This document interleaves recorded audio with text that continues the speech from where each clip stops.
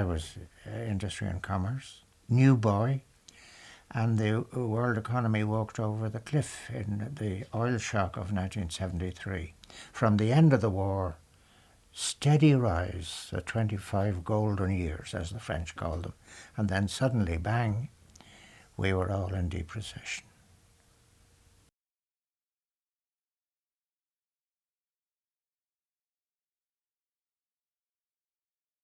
Well, now the oil crisis weakened my hand a lot because oil grew in price in a short period by 5 times, and there was a worldwide recession.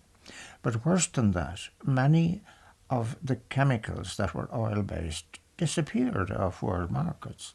It was a very sharp crisis that we survived without people knowing how desperate it was in 73.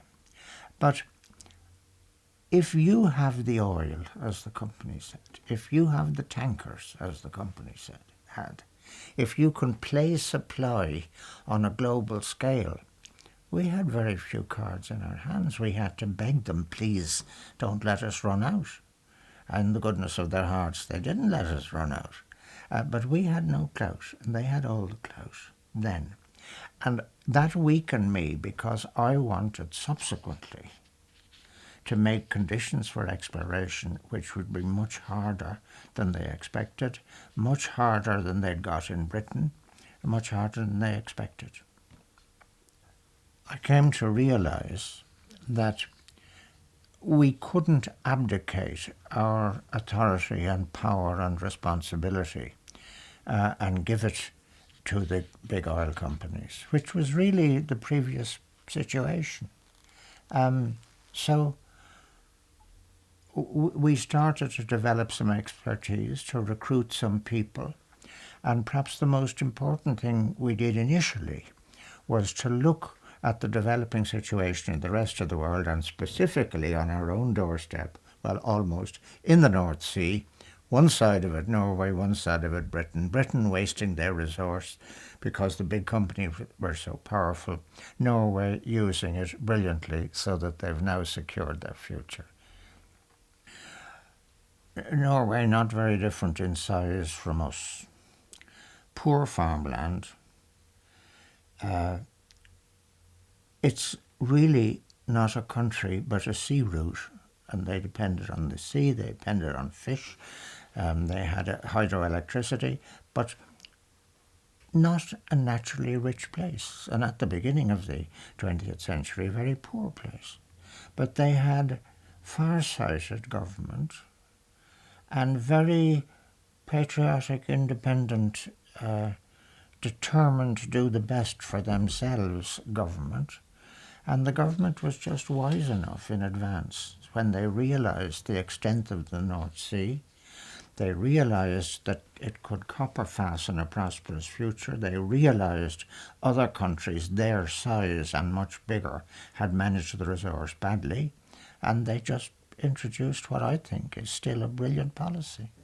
They invited in the others who had expertise, but on conditions both of a charge per unit produced and conditions of tax. That was it. That was the core of it. So that you got an accurate picture of what the profits were, and you were in a position to ensure that the state got a fair share of them. The kind of figure I had in my mind was half. They were supplying the expertise, we were supplying the acreage and the resource, the stuff in the ground or under the sea. It was a wasting resource, and I thought half was quite reasonable. They didn't, the companies, as you might imagine. When we ultimately produced the conditions that we did, they were a little taken aback. They hadn't appreciated that this was coming, and we got a long way down the road. We got details of Norwegian experience and Norwegian practice, and we got a long way down the road, even with the legislation, because nobody in that coalition, they knew that it was a huge issue for me, And nobody, bluntly, even if they didn't like it, were prepared to take it on. So we got it through the door. And there it was, legislation, we had it. If the oil remained in the ground, my heart wasn't broken.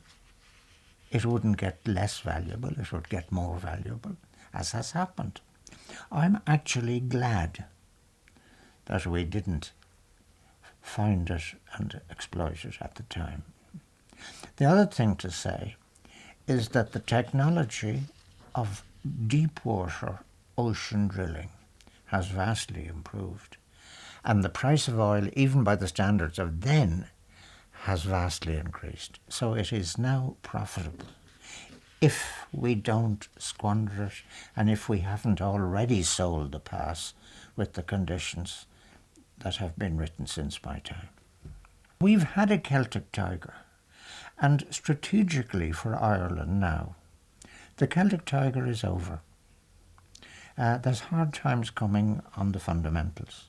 We got a Celtic tiger for reasons that weren't much to do with us, but interest rates and inflation were the same, so you got your borrowing for nothing. Of course we invested.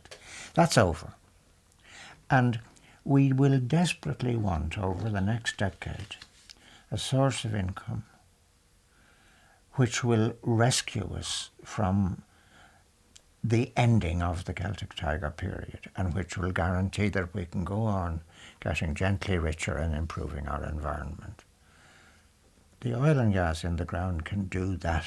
I'm glad it's still there. I'm glad it's not gone.